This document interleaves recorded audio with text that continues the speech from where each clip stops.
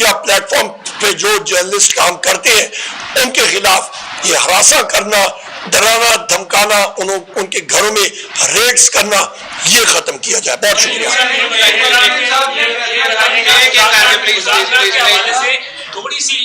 تھوڑا سا ہاں ابھی بھی باقی ہے.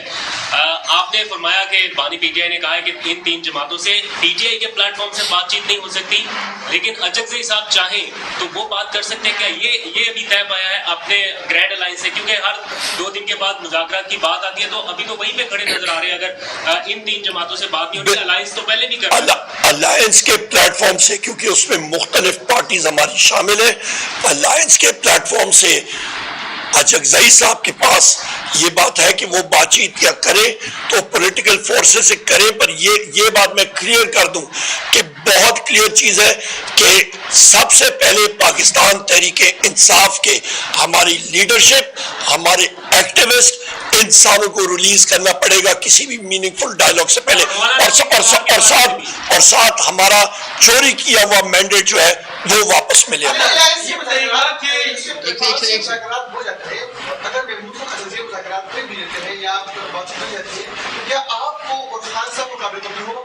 دیکھیں، سب سے پہلی بات یہ ہے کہ آپ کا ہماری 180 سیٹوں پہ ڈاکہ ڈالا ہوا ہے ان پکے کے ڈاکوؤں نے. پہلے وہ واپس کریں. میرے قائد کو، میرے محبوب قائد وزیر اعظم عمران خان صاحب کو، بشرا بی بی کو، ہمارے اسیران کو، ساروں کو باہر نکالے، کیسز ختم کرے.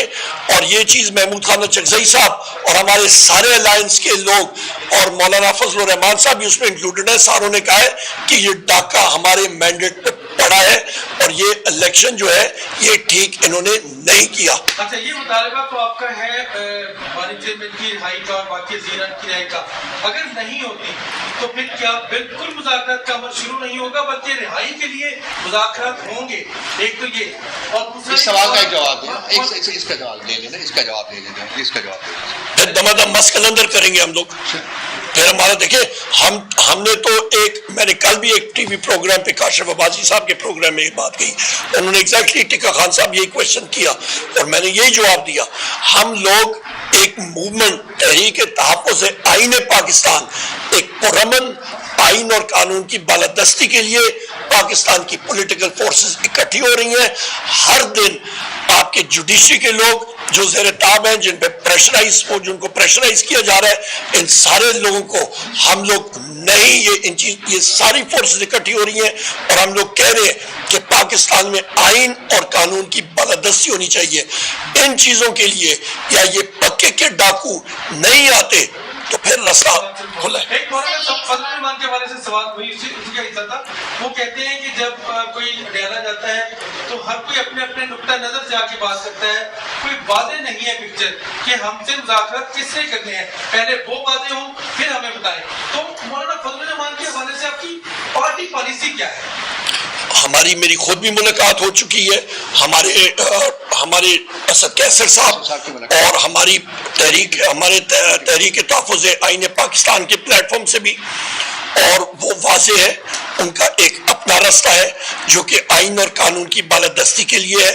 ہمارا الائنس کا اپنا راستہ ہے جو کہ آئین اور قانون کی بالادستی کے لیے ہے، اور یہ راستے پیرلل میں چل رہے ہیں. سر، ایک سوال کیجیے گا جو شراز نے بھی کیا کہ اگر تو محمود خان اچکزئی صاحب ان سے مذاکرات کر لیتے ہیں، اور جیسے آپ نے کہا کہ اگر ان قائدین کو یا جتنے بھی لوگ جیل میں ہیں ان کی رہائی ہو جاتی ہے، تو آپ بھی اس مذاکرات کا حصہ ہوں گے یا ان کو فرنٹ پہ رکھے آپ لوگ اس وقت بیک ڈور کہنا چاہ رہے ہیں؟ میں سب سے اہم بات یہ کہ مذاکرات یا ان چیزوں پہ ہمارا چوری کیا ہوا مینڈیٹ واپس ملتا ہے، ہمارے اسیران واپس آتے ہیں، تو اس کا مطلب ہوگا ہم حکومت میں ہوں گے انشاءاللہ. نہیں، اس کے بعد ہم ڈیسائیڈ کر رہے ہیں، اس کے بعد تو ہم حکومت بن جاتی ہے. ہمارا مینڈیٹ آ جاتا ہے، بات ہی ختم. صاحب یہ بتائیے گا کہ اگر مولانا فضل الرحمان صاحب نئی تحریک بنانے کا آپ لوگ کو کہتے ہیں اور اس کی صدارت مانگتے ہیں، تو کیا آپ لوگ تحریک تحفظ آئین پاکستان کا جو پلیٹ فارم ہے وہ چھوڑ دیں گے؟ ہمارے اس وقت کے چیئرمین جناب محمود خان اچکزئی صاحب ہیں اور رہیں گے. تحریک تحفظ آئین پاکستان ہم لوگ ایک ہیں، ہمارا مقصد ایک ہے، اور اسی پلیٹ فارم پہ ہم لوگ جائیں گے. اور مختلف پولیٹیکل پارٹیز کو ہم لوگ انوائٹ کر رہے ہیں کہ وہ ہمارا. سب سے پہلی چیز یہ ہے کہ نیشنل اکاؤنٹیبلٹی بیورو یعنی کہ نیب پاکستان تحریک انصاف کی حکومت کے دوران، اور یہ چیز میرے قائد میرے وزیر اعظم عمران خان صاحب نے بھی اس پہ ایلیبریٹ کیا تھا کہ ہم نے جو رقم کلیکٹ کی تھی وہ 458 بلین روپیز تھی، اور ٹارگٹ ہمارا اگلے سالوں میں تقریباً 1100 ارب روپے تھی۔ اس وقت جب سے یہ حکومت جو پی ڈی ایم حکومت جو آئی تھی پی ڈی ایم 1، انہوں نے قوانین ایسے لائے کہ انہوں نے اپنے آپ کو نہ صرف ڈرائی کلین کیا بلکہ اپنے لیے ایک انگریزی میں کہتے ہیں get out of jail free card, وہ اپنے آپ کو دلوایا آئین میں ترامیم کر کے، اور پھر اپنے آپ کے لیے تاحیات اپنے آپ کو کلیئر کرایا کہ ان کی کوئی بھی کرپشن کا شواہد ملے تو وہ شواہد یہاں پہ پاکستان میں کسی عدالت میں نہ استعمال ہو سکے، پہلی چیز۔ دوسری اہم چیز خواتین حضرات یہ کہ کہاں پہ 458 بلین اور کہاں پہ آپ کا چند کروڑ روپے جو نیب کی کلیکشن میں اکٹھے ہوئے ان کے دور میں، زمین اور آسمان کا فرق۔ یہ صرف اور صرف ان دو پارٹیوں نے مل کے، پیپلز پارٹی ہو گئی، پی ایم ایل این ہو گئی یا ایم کیو ایم ہو گئی، انہوں نے اپنے لیے یہ سب کچھ انجینئر کیا۔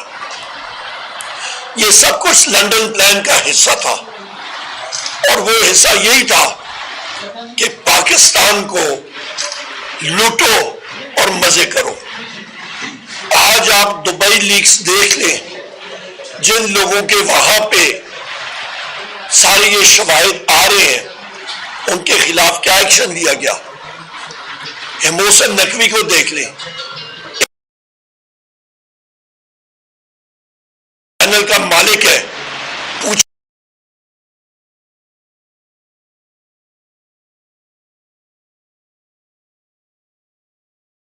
جہاں پہ آپ نے ایک میڈیا چینل خریدا اور باقی انویسٹمنٹس کی، اور آپ نے ٹیکس کتنا ادا کیا۔ یہ بہت اہم سوالات ہیں۔ دبئی کی پراپرٹیز کون سے ٹیکس کے پیسے سے خریدی گئی؟ وہ پرمیشن کہاں سے ملی کہ آپ نے یہاں سے پیسے ریمٹ کیے وہ پراپرٹیز خریدنے کے لیے؟ اس کا سوال ہمیں چاہیے۔ دوسری اہم بات یہ ہے کہ آپ یہ اندازہ لگا لیں کہ 450 ارب روپے کی گندم امپورٹ کی گئی، ایل سیز کھولی گئی۔ محسن نقوی وزیر اعلیٰ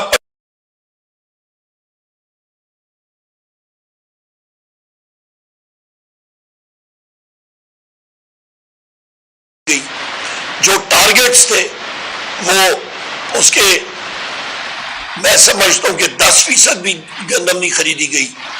پنجاب کا کاشتکار پس کے ہے، اس کی گندم ادھر ہی پڑی ہوئی ہے۔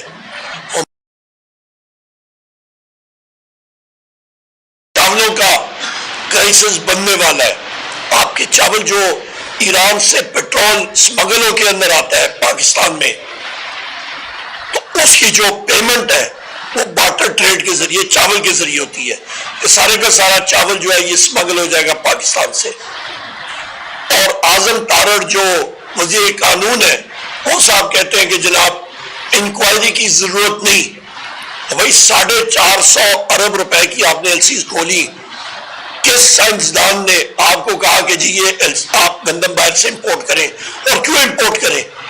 نقصان پاکستان کے ہمارے محنت کا کاشتکاروں کا ہوا۔